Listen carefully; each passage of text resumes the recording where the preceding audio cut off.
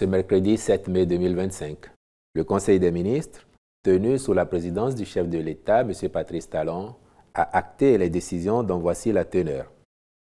S'agissant des mesures normatives, modalité de commercialisation du gaz de pétrole liquéfié. Il est établi dans notre pays que plusieurs sociétés agréées se partagent le marché de la distribution du gaz domestique, chacune exploitant ses propres marques de bouteilles. Une telle fragmentation du marché limite la possibilité pour les consommateurs d'échanger librement une bouteille vide contre une bouteille pleine d'une autre marque, créant ainsi une contrainte d'approvisionnement, notamment en cas de rupture de stock. Par ailleurs, il s'observe une inégale répartition de l'offre sur le territoire national, certaines communes étant significativement désavantagées. Cette situation oblige les commerçants locaux à prendre en charge les coûts de transport qu'ils répercutent sur les prix à la consommation. C'est pourquoi, dans le cadre de sa politique de développement durable, le gouvernement a engagé une réforme majeure du secteur des hydrocarbures. L'objectif visé est d'accroître la disponibilité et l'accessibilité du gaz domestique, de promouvoir son utilisation en remplacement des sources d'énergie traditionnelles, notamment le bois de chauffe. Ceci participe de la protection des forêts et de l'amélioration des conditions de vie des populations les plus vulnérables, particulièrement en zone rurale. Par son contenu, la dite réforme consiste à mettre en place un système d'approvisionnement centralisé par la Société Dépôt Pétrolier du Bénin, DPB-SA, qui sera propriétaire des bouteilles uniformisées. Le remplissage et la sécurité des emballages relèvent de la responsabilité des gestionnaires des centres d'emplissage. Ainsi, le présent décret vise à instaurer l'interchangeabilité commerciale des bouteilles de gaz sur l'ensemble du territoire national. Faire uniformiser les bouteilles aux couleurs de la Société Dépôt Pétrolier du Bénin SA. Responsabiliser formellement les gestionnaires des centres d'emplissage en matière de sécurité et de qualité du service. Introduire une nouvelle capacité de bouteilles de 1,5 kg plus adaptée aux besoins des ménages à faible revenu. Une fois les nouvelles dispositions devenues opérationnelles, tout détenteur d'une bouteille vide de gaz domestique pourra l'échanger contre une bouteille pleine de même contenance auprès d'une station-service ou de tout autre distributeur habilité. Pour ce faire, à compter de l'entrée en vigueur du présent décret, il est accordé un délai de 3 mois à la Société Dépôt Pétrolier du Bénin SA pour racheter les bouteilles en circulation et mettre en œuvre un plan de standardisation progressive visant leur recoloration, reconditionnement technique et intégration dans le parc commun. Le ministre de l'Industrie et du Commerce et le ministre de l'Économie et des Finances veilleront à son application effective. Au titre d'autres mesures normatives, ont été adoptés les décrets portant transmission à l'Assemblée nationale pour autorisation de ratification de la Convention régissant la Commission bancaire de l'Union monétaire ouest-africaine, puis attribution, organisation, composition et fonctionnement du Conseil national de l'eau. Au chapitre des communications, en point 1, mission de maîtrise d'œuvre de conception des travaux de réhabilitation et de rénovation de l'embarcadère d'Abomey-Calavi. Dans le cadre de la mise en œuvre du projet Réinventer la cité lacustre de Ganvier, il est prévu la réhabilitation et la rénovation de l'embarcadère d'Abomey-Calavi. À cet effet, les études architecturales et techniques des bâtiments sont déjà disponibles. En vue de conduire le chantier avec la qualité requise, il est confié à un groupement qui assure la direction d'exécution des travaux, la réalisation des études techniques des voies et réseaux divers, ainsi que du plan d'action de réinstallation des personnes affectées par le projet.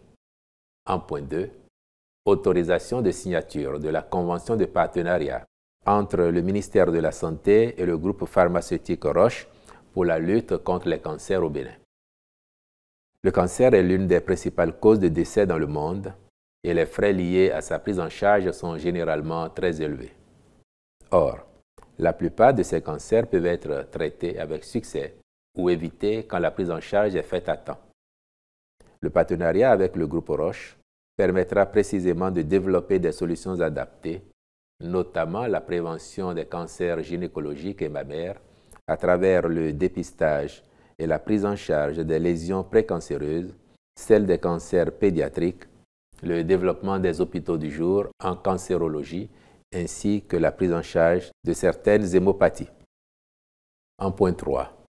Contractualisation pour la construction et l'exploitation du centre d'enfouissement technique de la commune de Parakou. L'extension des activités opérationnelles de la Société de gestion des déchets et de la salubrité à la ville de Parakou depuis le 1er octobre 2023 a permis, à ce jour, d'améliorer l'environnement urbain à travers notamment le désensablement, le piquetage et le désherbage des principales artères ainsi que des espaces publics, le curage des ouvrages d'assainissement pluvial, dont la première fréquence de curage approfondi a été achevée en janvier 2025. Pendant ce temps, des actions préparatoires ont été engagées pour structurer la gestion des déchets solides ménagers et assimilés. Il s'agit de réalisation d'études internes visant à concevoir un dispositif opérationnel adapté aux spécificités de la ville, au vu des infrastructures existantes, des volumes de déchets solides ménagers et assimilés estimés et de l'état de la voirie. Recrutement de PME spécialisées dans la précollecte des déchets à l'issue d'un appel à concurrence. Réaménagement progressif des points de regroupement des déchets. Après ces diligences, il ne reste à ce jour que la mise en place d'un centre d'enfouissement technique conforme aux normes environnementales en vigueur. C'est en vue d'optimiser la gestion des déchets dans cette ville que le Conseil a autorisé la contractualisation avec une entreprise expérimentée pour la construction du dit centre et sa mise en exploitation. Au chapitre des rencontres et manifestations internationales, il a été autorisé le séjour au Bénin du 11 au 14 mai 2025 d'une délégation finlandaise dans le cadre de la restitution du trésor royal Katakle. L'organisation à Cotonou du 16 au 17 mai 2025 des 5e journées nationales des cliniques privées du Bénin, puis la participation du Bénin à la 42e session du Conseil des ministres du Conseil africain et malgache pour l'enseignement supérieur CAMES du 19 au 23 mai 2025 à Conakry, en Guinée. Au chapitre des mesures individuelles, enfin, les nominations ci-après ont été prononcées. À la présidence de la République, directrice générale de l'Agence nationale du paysage, Madame Olga Prince-Daillon. À la Cour constitutionnelle, sur proposition du président, secrétaire général de la Cour, M. G. Romuald Irotori. Au Conseil supérieur de la magistrature, magistrat élu, au titre du siège, titulaire, M. Vihoyon Hervé Nyansounou. Au titre du parquet, titulaire, M. Samuel Noutou. Suppléant, M. Adeola Paul-Richard Damata. Au ministère de l'Agriculture, de l'Élevage et de la Pêche. Directeur adjoint de cabinet, M. Innocent Togla. Conseiller technique à la recherche, à l'agriculture et à l'alimentation, M. Adolphe Adjanou. Secrétaire général du ministère, Mme Madeleine Baké-Tonkara Lafia Morou. Secrétaire général adjoint du ministère, M. Maxime Yaogunse. Directeur général de l'Agence territoriale de développement agricole Pôle 6, M. Abdoulaye Chabi Issa Chabi, je vous remercie.